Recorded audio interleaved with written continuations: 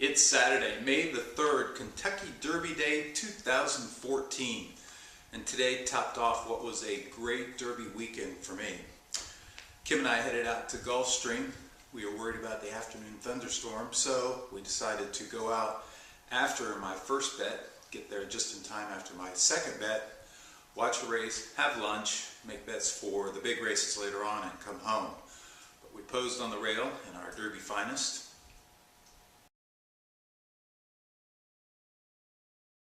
In much the same way as Oaks Day had started, my first bet of the day, I watched at home, and it was in the second race. It was an 8.5 furlong, non-winners and one allowance. I like number 1, No Surrender. Looked like the speed on the rail, and he sure enough was, but he dueled from gate to the far turn under pressure, and as he turned for home... No Surrender and Chicanator continue to battle it out in the far turn. These two stride for stride with 3 furlongs to go. 2.5 lengths back to B&B's Pulpit, Unstoppable Colby, and Demander, who circles up on the far outside, but it's still Chicanator and No Surrender. 3/4 in 1/12 flat, they're into the stretch. No Surrender on the outside is Chicanator. These two still going at it. Chicanator, No Surrender, B&B's Pulpit, trying to come and get them in the final furlong. No Surrender and Joe Bravo have the rail in the lead. Chicanator and Robbie Alvarado alongside. Comes down to these two. They've been at it since the beginning of the race. They go at it to the wire. No Surrender, Chicanator, No Surrender. Indeed. Oh, yeah. Started off the day 1 for 1, and then Kim and I headed out to Gulfstream. As we arrived at Gulfstream and we walked into the breezeway, I could see on the monitor that the 4th race at Churchill Downs was just about to go official. And when I watched the replay, I saw that my horse, number 2, Fairy Queen, who had been listed at 10 to 1, had gone off at 8 to 1. I thought she had a good chance at an upset, as in spite of being long odds in the program, she'd run 5 solid turf races with speed figures that put her right there in the mix with all the other horses in the race, and she had a best of 65 bullet work. In the replay, she tracked the pace into the far turn, and then... and they're racing for the far turn, where it's Caballosa and Juliet Leparoux still dictating terms here by a length and a half over First Romance, moving into the far turn. On the inside is Fairy Queen. Kiriaki's out there 3 wide in 4th within 2.5 of the lead. Night Songs drop back between horses. Abundantly clears within 4 lengths of the pace. And Flashy Gal is circling up on the far outside and beginning to move up. They're into the stretch. It is Kim Iosa, the leader. Alongside is Fairy Queen. Flashy Gal on the far outside is coming on. Abundantly Clear is there. Then comes Night Song. Kiriaki didn't go on. She dropped back through the field. Fairy Queen is now the leader. Fairy Queen and Corey Lattery coming home in front with Flashy Gal, second best on the outside to Fairy Queen. Fairy Queen by a length on the wire. Oh, $19.20 on the payoff. I cashed for over $50. That was nice, and I'm 2 for 2 on the day. The 5th race was a 7 furlong allowance, non-winners 1, and I again went with the long shot. I like number 11, Sultry Cat. Went off at 19 to 1 in spite of being 4 to 1 in the program. Ran a distance 6th. In the 6th race, it was the first of the graded stakes. It was a grade 2 Churchill Downs Distaff Turf Mile. I thought Tapacat, reunited with Joel Rosario, who was 4 for 4 on this stakes winning filly, would go right to the lead on the rail, but instead he rated in 2nd, ready to make a big move as they spun out of the turn, but flattened out. We were having lunch at the time, and as we finished our lunch at our favorite restaurant, the Yard House, Kim went up to the casino, and I went to watch the 7th race, which was the Grade 1 Humana Distaff. Humana Distaff came down to 2 horses, in my opinion. It was either number 3, Judy the Beauty, who never seemed to be able to win the big race until last fall when she picked up John Velasquez as her jockey, and then she won 2 Grade 1 races and nearly beat Groupie Doll in the Grade 1 Breeders' Cup Filly Mare Sprint. Or it would be number 8, Midnight Lucky, who was last seen last May winning the Grade 1 Acorn. I went with Midnight Lucky. Bob Baffert is a Churchill Downs 40% club member, having won 67% of the time with dirt sprinters under the Twin Spires. Midnight Lucky, in spite of being off for so long, in her past performances showed she could win off the layoff, as she'd won her debut with a 100 by her speed rating, And interesting, of her 4 career starts, the 2 times she earned triple digits were the 2 and only 2 times that she had tried a one-turn race like this. She looked to be the speed of the race, and Rosie Napravnik was on board.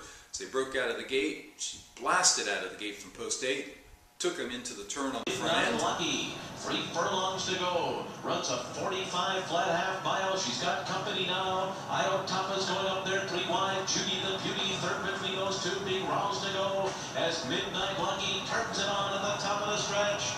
Midnight Lucky has opened up. Midnight Lucky's got a 3-length lead now. And then comes Judy the Beauty. Io Tapa and Scherzinger on the far outside. Midnight Lucky's 4 in front. Midnight Lucky and Rosie Napravnik by themselves a 16th out. Midnight Lucky, an easy win in the Humanitas Staff. The race is going to be for second, and Straight Arrow got there. Inside of Scherzinger, Judy the Beauty.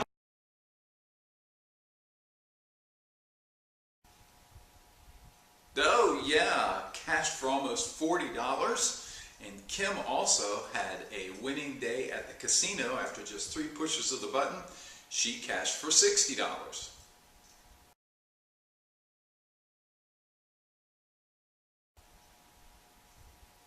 It was also cool that my son Jeff had talked to me on the phone. He said he was going to put 20 to win on Midnight Lucky and bring it all back on Wise Dan. What did I think about that? I said Midnight Lucky was my second best bet of the day behind Wise Dan. So Kim and I walked out to the car, and as we headed home, the rain started to come down. It was just a downpour. Man, I'm having a good day. I'm 3 for 5, beat the rain, had a good lunch. Kim won at the casino. Now if I can just cash on my best bets later in the day. The 8, the Grade 2 American Turf, I like number 3 Quotient. Didn't put much on her. I thought she had a good chance. She went off at 5 to 1, and she was a good third. My third choice, Global View, who I considered betting, won and paid double digits. In the 9th race, it was the Grade 2 Churchill Downs Stakes. This has been one of my best bets last year when I liked Delani, who's running again today, but just didn't seem as good today. I went with number 4, Sahara Sky, who went off as the 5 to 2 tepid favorite.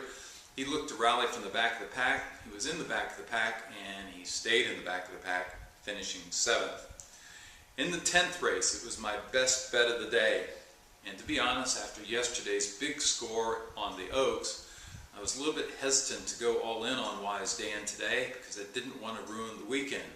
The more I looked at it, I'm like, this guy, not only is he a 2-time horse of the year, but of the 97 other races showing in the daily racing form of his 9 rivals, 1 race and 1 only had a triple-digit buyer.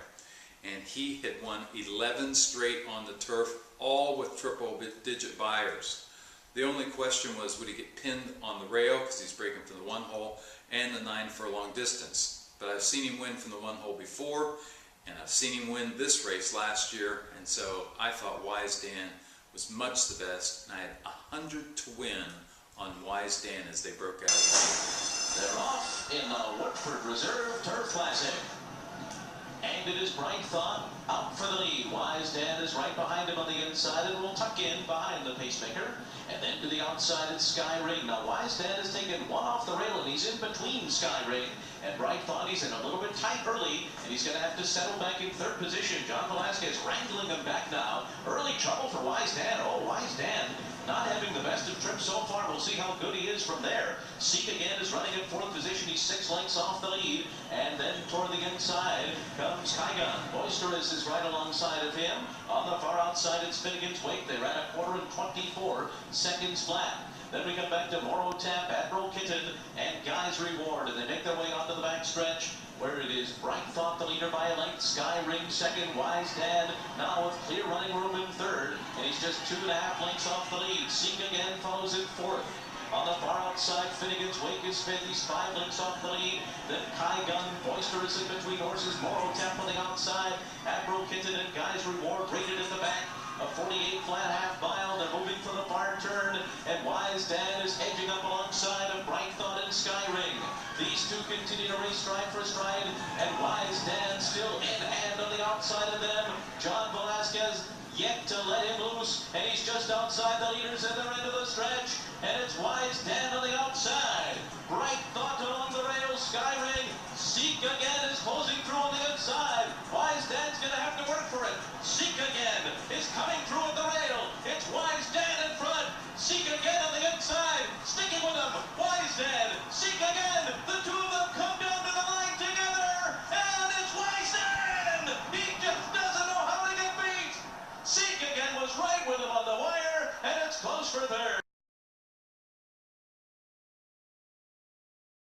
Oh, that was oh so close. I can't believe he went off at 1-2 though, so I cashed for $150. I'm guaranteed to have a winning day again and a winning weekend. The next race was the 140th running of the Kentucky Derby. And for 2 weeks now, I've talked about it's going to be one of two things. Either the favorite California Chrome is truly as good as everybody says he is, or it's going to be some kind of wild payoff. I eventually decided to go with Candy Boy with Gary Stevens, who went off at 16-1.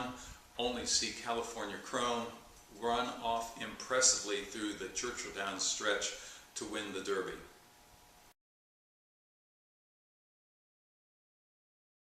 The 12th and finale on the day, I liked Bulldozer in a 6 furlong non-winners of 2 allowance under Rosie Napravnik, tracked the pace to the top of the stretch, and then got beat on the wire, second for the day. So for the day, I had 10 selections. I won with 4 of them. I had a second and 2/3. I made a profit of nearly $80, and for the weekend, I won over $300. It was a great Derby weekend.